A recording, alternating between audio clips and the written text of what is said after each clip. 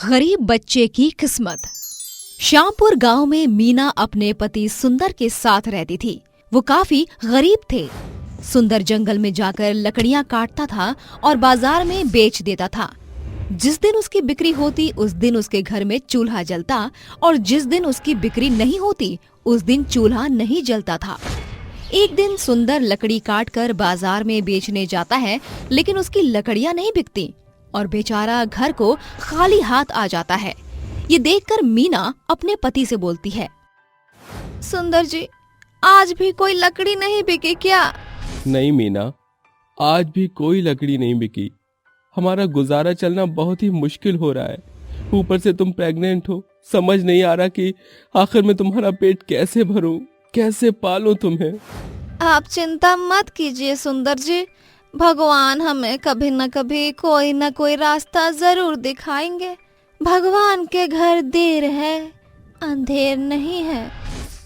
पता नहीं मीना, तुम्हारा भगवान हमारी विनती कब सुनेगा।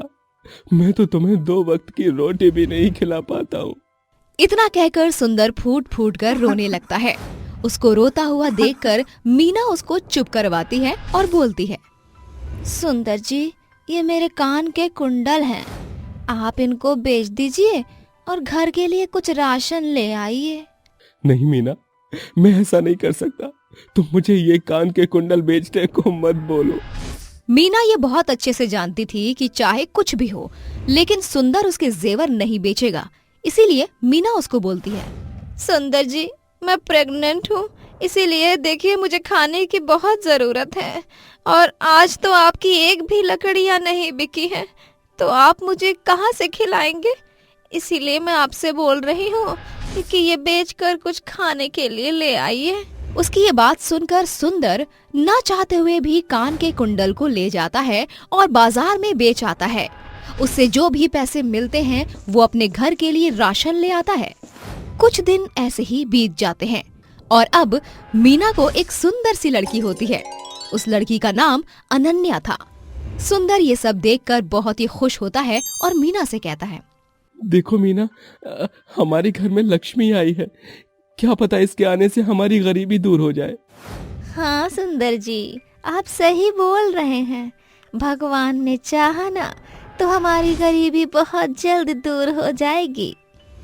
इतना कहकर वो दोनों सो जाते हैं और अगली सुबह सुंदर फिर से अपने काम के लिए निकल जाता है और आज भी हर रोज की तरह उसकी कमाई नहीं होती और बेचारा सुंदर खाली हाथ मुंह लटकाए घर पर आ जाता है। तो उसको देखकर मीना पूछती है, आज भी कोई लकड़ी नहीं बिकी ना? नहीं मीना। और उस रात भी मीना और सुंदर भूखे सो जाते हैं। ऐसे ही 1 साल गुजर जाते हैं, लेकिन उनकी गरीबी नहीं जा रही थी। मीना और सुंदर अब अपनी गरीबी से हार मान चुके थे और आपस में बात करते हैं, मीना, अब मैं अपने घर का पालन पोषण नहीं कर सकता। मैंने अब इस गरीबी के आगे घुटने टेक दिए। मुझसे अब और गरीबी बर्दाश्त नहीं हो पा रही। मुझे माफ कर दो, मैं मरने जा रहा हूँ। सुंदर जी, आप इतना बड़ा फैसला, इतना बड़ा कदम कैसे उठा सकते हैं? आपके पीछे 2 जिंदगियां और हैं। मैं जानता हूँ मीना, लेकिन मुझे माफ कर दो। मैं अब तुम दोनों को नहीं पाल सकता। सुंदर जी, आप ही मेरे साथ नहीं रहेंगे तो मैं आपके बिना जीकर क्या करूंगी? मुझे भी आपके साथ मरना है। ठीक है मीना, हम ऐसा करते हैं, अपनी अनन्या को ट्रेन की पटरी पर छोड़ देते हैं और हम दोनों यहाँ पर फांसी लगाकर मर जाएंगे। वो दोनों अपने मन में ठान लेते हैं कि अब उन्हें नहीं जीना और अपनी छोटी सी बच्ची को ट्रेन की पटरी पर छोड़ देते हैं और आंखों में आंसू लिए घर की तरफ जाने लगते हैं कि तभी कुछ गांव वाले ये नजारा देख लेते हैं। गांव वालों में से एक आदमी बोलता है, अरे भैया, देखो तो वो दोनों कैसे माँ बाप हैं। अपनी एक छोटी सी बच्ची को रेल की पटरी पर छोड़कर जा रहे हैं। वो आदमी बोल ही रहा होता है कि इतने में दूसरा आदमी बोलता है, अरे भैया, ई का उधर से तो ट्रेन आ रही है। अरे कोई बचाओ इस बच्चे को। दूसरा आदमी शोर मचा रहा होता है कि तभी तीसरा आदमी जाकर उस बच्चे को अपनी गोद में उठा लेता है और उस बच्चे को मरने से बचा लेता है। वो गांव वाले उसके माँ बाप का पीछा करते हुए उसके घर तक पहुंच जाते हैं। जहां वो सभी गांव वाले देखते हैं कि मीना और सुंदर भी फांसी लगाने के लिए जा रहे थे कि तभी एक गांव वाला उनके घर का दरवाजा तोड़ देता है और अंदर जाकर सुंदर और मीना का हाथ पकड़ के नीचे खींच लेता है और एक जोरदार थप्पड़ सुंदर को मारते हुए बोलता है, सुंदर भैया, तुम पागल हो गए हो क्या? तुम अपनी छोटी सी बच्ची को रेल की पटरी पर छोड़कर आ गई और यहाँ पर आकर तुम दोनों मियाँ बीबी फांसी लगाने चल दिए। कभी सोचा है तुम्हारी बच्ची का क्या होगा?